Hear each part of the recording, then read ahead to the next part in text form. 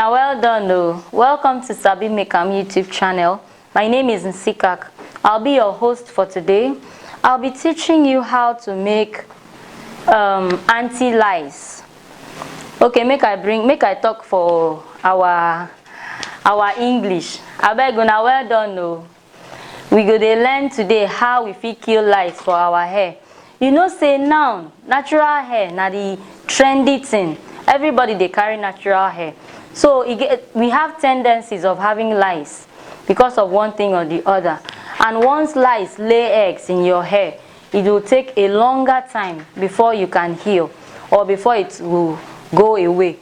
And you cannot use dangerous chemical or insecticide to kill lice. So I want to teach you how you fit make lice with your with some ingredients where you dey use for house. Okay, so watch the next segment as we learn how to make anti lice. Abeg subscribe to our YouTube channel, SabiMakeAm YouTube channel. Thank you. Okay, so the ingredients where we go need for this anti lice. Number one, we go do our petroleum jelly. We know they make oil, we dey make anti lice hair cream. So we go use our petroleum, a combination of minerals and wax, mineral oil and wax, which is very, very important in killing lice. Our paraffin oil still dey, very, very important ingredients for killing lice. We get other things where we go use. Another thing na eucalyptus oil. This oil dey very strong. It is hot. It has a little menthol in it, so it has a very good effect in killing lice. Another thing where we go use na peppermint oil. All these things na natural things. They don't have negative effect. Okay, very good for lice. We go add menthol. Very, very important. We go use shea butter. No be only lice you go kill now. You go also make your hair grow. So we go add something we go make your hair grow too. We go add coconut oil. Very important ingredient in making your hair to grow. We go add vitamin E. Another thing where we go add na camphor. Camphor na natural ingredient wey dem get for camphor tree. So we go use them to kill any bug. You fit use them to kill any bug. You fit use them to kill mosquito. But important thing is say you fit use them to kill lice for your hair. Okay, we go add our wax to make the oil strong a little bit. Abeg, watch out for the next segment as we start the production proper. Thank you. Okay, so now my pot don't dry well. I go add my petroleum jelly. Abeg, ensure say you use your personal protective equipment. Need a small water dey.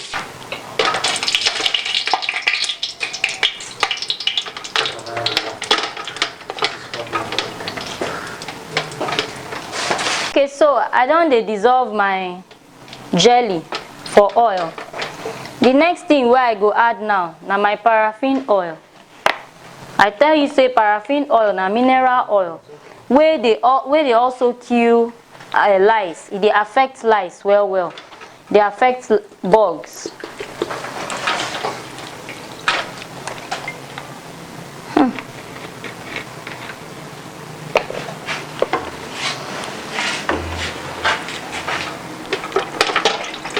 So don dey melt. My jelly don dey melt inside the paraffin oil. The next thing where I go add, I don add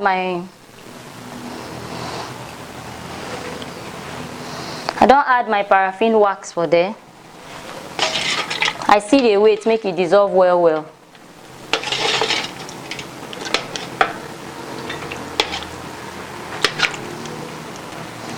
Remember, the essence of putting this thing on the fire no be to cook am o, na to just melt am. You fit use another method wey they call cold water or hot water bath. You go put water for pot, carry your oils, put for another basin, like this kind basin. As the water dey boil, you put the oil inside like this. As the water dey boil, na so the oil go dey melt. You fit use that method, or you fit use this method where I dey do now, wey be say I just dey fry the these things, the jelly. Make sure say everything don't melt well. Okay, so for this anti-lice hair cream, I go add my stearic acid.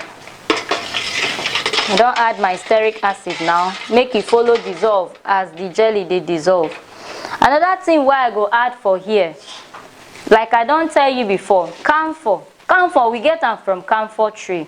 It na natural plant extract wey be say e good well for killing of lice, even other bugs. So e dey very good. So I go add my 1 wrap of camphor.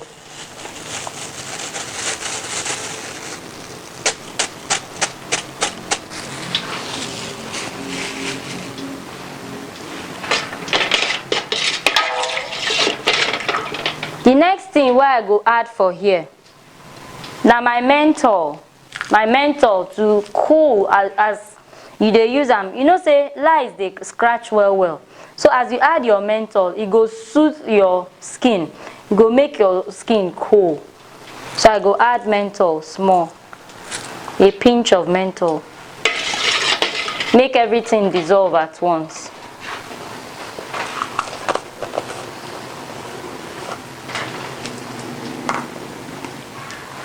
The next thing wey I go add na methyl silicate. Na very hot ingredient too, wey go follow fight the lice.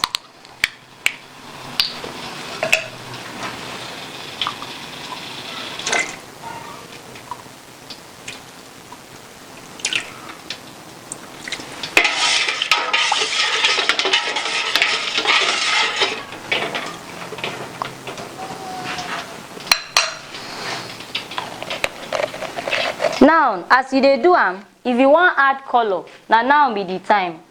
But for me, I no wan add color for this my anti-lice cream. I just want make it look very natural. So I go leave am like that till e cool. Then I go add other ingredients. Okay, welcome back. So we don dissolve everything for this oil now. The only thing wey remain na to add the other ingredients. So because I dey make anti-lice oil, I go add my peppermint oil.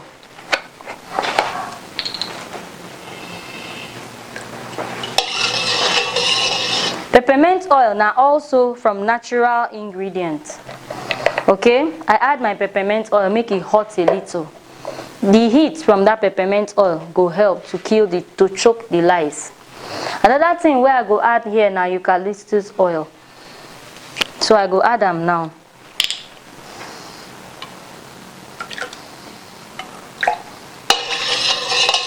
This oil dey very strong oh. You no go add plenty like that, make you no peel your head. Now because I dey use refined shea butter, I for don dissolve this butter inside the hot oil wey I dey cook am for fire, but no need because this shea butter don dey refined already. So I go put am now wey dey ground, so that e go dey effective. If I put am for the heat, e go denature am. At least even if we dey fight lice, make we follow make the hair grow too. So shea butter good, e go lubricate the hair well.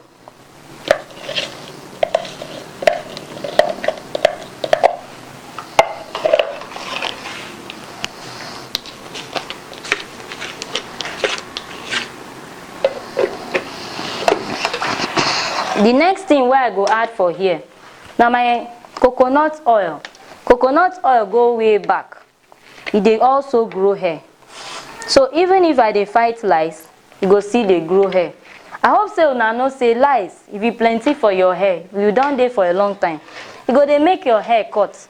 Because as you dey scratch am, you go notice say some hair dey fall off. The next thing wey I go add here na vitamin E to nourish the hair.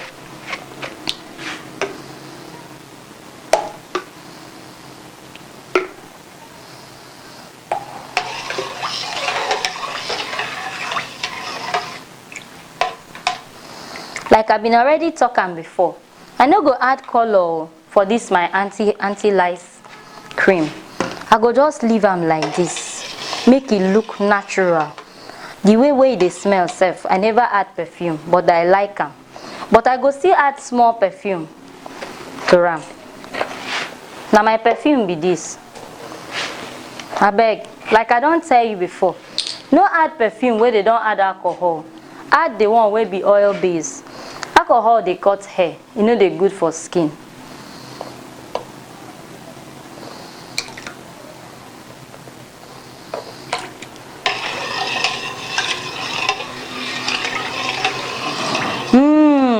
Smells so nice. So there you have your anti-lice cream.